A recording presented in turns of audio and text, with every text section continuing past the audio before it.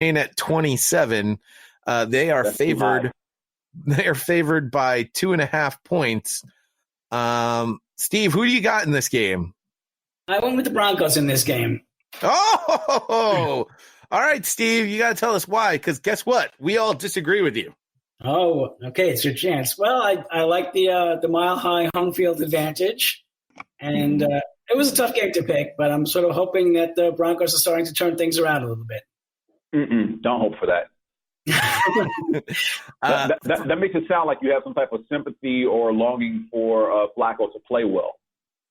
Well, you know, he traded from Baltimore, and I guess I'm not as down on him as some of the super fans are.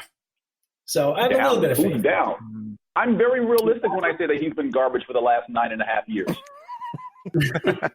Although, James, you have to be fair and say that Denver put up a surprisingly strong performance all over the field on both sides of the ball last weekend. I was reasonably impressed with. I wasn't. I was disgusted with the LA Chargers because they crapped the bed and didn't show up. That had nothing to do with Denver.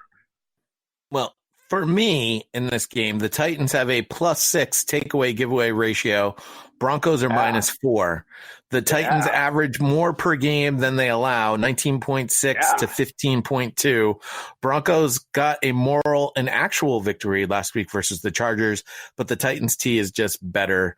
I'm taking the Titans. But Jay, hold on. That turnover positive that you mentioned, that's because simply and purely down to the fact that Mariota never throws a risky pass. He just dumps it off to somebody. I mean, he never throws interceptions, so the turnover ratio is going to be really good. But he doesn't actually do anything with the ball other than not turn it over. Yeah, well, that's what you're supposed to do as a quarterback. Yeah, that is a Garoppolo-esque stat. Which means it's a great stat. It's a phenomenal stat. That's what that means. Thank you. Wow, I'll take that. I'll take that. It's a Garoppolo-esque stat. Yeah. Oh, good. It means nothing. Real quick on the injuries here. Tennessee has Delaney Walker with a knee injury, didn't practice on Wednesday. Cameron Wake also shows up on the injury report. For the Broncos, I don't know who Flacco is going to be throwing to because both Cortland Sutton and Emmanuel Sanders have lower leg injuries. So they were both limited in practice on Wednesday. I don't know how much hobbling they'll be doing on Sunday. Devontae Busby, cornerback for the Broncos, is on injury reserve officially now. Bryce Callahan is out, and Kareem Jackson is questionable. So leaky secondary going on in Denver. Your injury stats on Sutton and Sanders makes me believe that both of them will play. If not, then you're looking at Deontay Spencer, Deshaun Hamilton, Fred Brown, and Juwan Winfrey. Expect at least two of those guys to get significant time on Sunday. I would expect to see a lot of Phillip Lindsay and Royce Freeman. Against doing what? Catching passes? Because they won't be running against Tennessee. Also true. So I would expect to see a lot of the Denver Broncos offense sitting on the sideline. There we go. You got me to say it. Who's favorite in this game? The Broncos. The Broncos. Yeah. Broncos are 2.5 point favorites. Thanks for listening, guys. Oh, God. Oh, did you say? Yeah. It's usually how I start each game. Oops. Pretty much every single time. Week 6. Drown out rubbish. Mid-season form. Yeah. You're welcome, Jay. We know each other so well, we don't need words.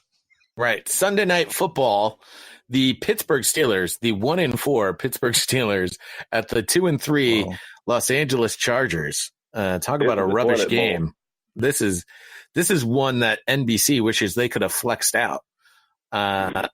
Chargers are 18th in the power rankings. Steelers are 26th. And James, Neil, pay attention. Chargers are favored by 7 points in this game. Yeah, Chargers. Ludicrous. Chargers 7. Let's see here. Mason Rudolph makes it closer. Devlin Hodges would make it a lock for me with the Chargers. who are still charging it up this season and not performing up to their talent. I'm going to take the Chargers just because they're at home. Steve, who do you like? The injury report. I think I like the Chargers too. Oh, you might change that after the injury report. Neil likes the Chargers 3. So, James, who's on the injury report that I'm worried about? Is it Phillip Rivers? No, probably even more pressing than Phillip Rivers being injured for the Chargers. Center Mike Pouncey has been placed on injured reserve with a neck injury. Yeah, the anchor of that offensive line. Also potentially career-threatening, no? I believe so, yes. Yeah. Melvin Ingram, defensive end, is nursing a hamstring. Andre Patton, wide receiver, has a quad injury. Casey Hayward shows up on the injury report as well. Hunter Henry has a knee injury. He was limited. And Justin Jackson still nursing a calf. Well, listen, the great Scott Quisenberry takes over at center. So, I mean, what are we worried about? How about all the talent in the front seven of the Steelers defense actually taking over this game? Interesting. So you believe that even if it was Devlin Hodges, that the Steelers can win against this Chargers team? Yes. Wow. All right. Rudolph's not playing, is he? He is still in the concussion protocol. Best guess would be he probably should not play, but you'll have to wait till Saturday to figure out what happens. He was practicing yesterday in a limited basis. He was limited in practice yesterday, so as long as he clears concussion protocol, he will start Sunday night. Do you think that's right, James, Steve? I mean, he shouldn't be playing, should he? I don't know, Neil. I would leave it up to the doctors, I suppose. Yeah. You saw him lying on the field, completely out cold, wasn't he? I mean, God. Yeah. James Washington and Jalen Samuels are officially out for this game. Vance McDonald has a shoulder injury. Mark Barron has a hamstring. Roosevelt Nix has a knee. And Steven Nelson is being hampered by a growing injury. They're all listed as questionable. And despite that, James, you are still going with the Steelers. Absolutely. That's just because you hate the Chargers so much. I do not hate the Chargers. Phillip Rivers is trash, but I do not hate the Chargers. What did you, James, you said the last person on the injury report, he had a growing injury. Okay. What did you say? Was it a groin injury?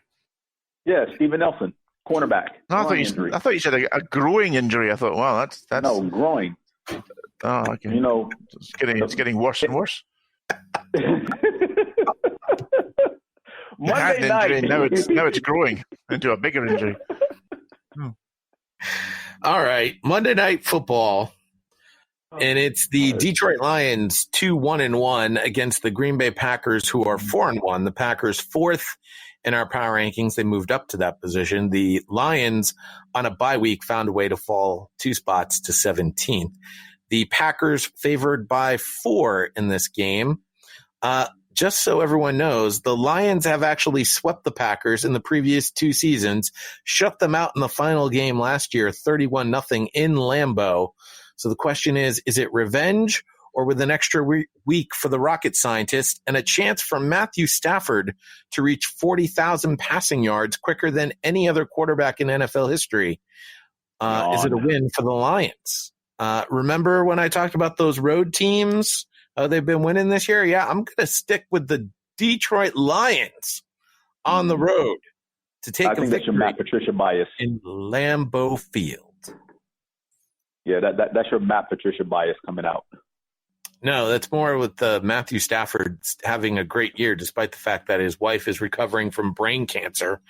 And like I just mentioned, it will be the quickest quarterback to 40,000 yards in NFL history. That's ridiculous. Steve, who do you got in this one? I've got the Packers, but I'd like to know if you guys think that we've seen the best of Aaron Rodgers or if he'll be back to form. Okay, James, since I've got something probably more interesting to say, I'll go first. I think this is a question that a lot of people are asking, isn't it? I mean, you watched Rodgers against Dallas last week, and at times he looked like the old Aaron Rodgers. And just every few throws, you start to see maybe a slightly old and slightly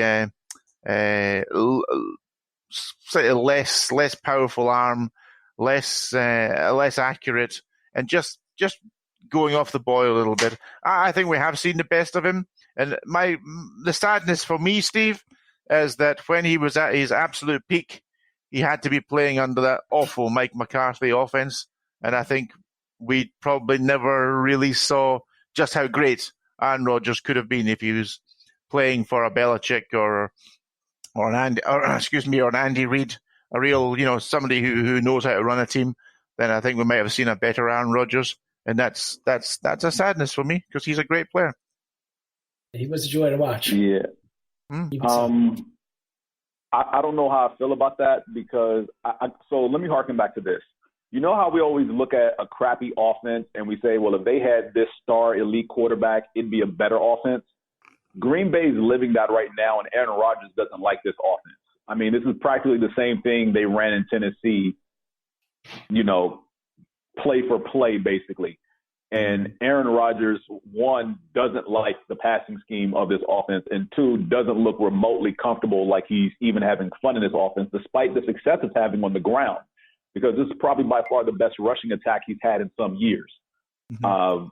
Whether we've seen the best of Aaron Rodgers, I don't know. If either he adjusted his offense or the offense adjusted his skill set, maybe we'll see more flashes of greatness. But for right now, I'm going to have to lean towards, his best days are behind him. And I don't want to say that because I think he still has a lot left. Fair enough. What do you think, Steve? I think we've probably seen his best, but even if his best is past, I still think there's plenty of good things to come. James, you think the Packers will also win this week? Yeah. I mean, they're at home. Of those last four that they won against the Packers, Aaron Rodgers missed, at least two of them. And the game last year, he was pulled early. So, his record against Green Bay when he's fully healthy is 9-4 or something like that. And that'd be pretty impressive to have a 9-4 record against his own team. But I understood that against the Lions. Sorry, whatever. But you touched upon it earlier, Jay. Is there a better quarterback in the NFL right now than Stafford? Yes, there is. I think. Apart from Case Keenum, obviously. No, he's playing extremely well, though. And I think that's a credit to him going into the season, because I certainly didn't think that was going to be the case. And I think good Matthew Stafford makes the Lions a much better team and a bigger threat, obviously, than bad Matthew Stafford. And he's playing well right now. So he's hot. He's had a week off. They look the best team in that division. I definitely think the Lions can dethrone the Packers here for sure. And Neil, you agree with me? I do. Best team in the division for me. Can I just point, James, before you go on, can I just point out, if you do watch that game, watch the Detroit Lions center, Frank Ragnow. Loved him coming out of college. Last year he played guard most of the season. Now they've moved him back to his more natural center position, and I don't know if it's a better center at the moment playing in the NFL than Frank Ragnow. How do you watch the center, Neil?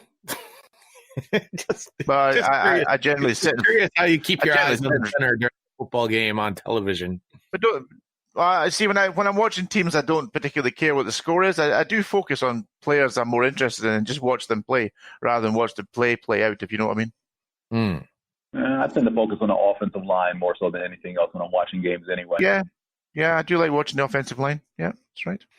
I have to say it's difficult to do. My son has finally embraced the fact that he's not going to play a skill position and has started playing offensive line. He's actually pretty good at it. But it's still hard. It's still hard not to watch what else is going on the football field and keep my eyes on the offensive line. It all starts in the trenches, Jay. I know. What is the injury report on this game? Danny and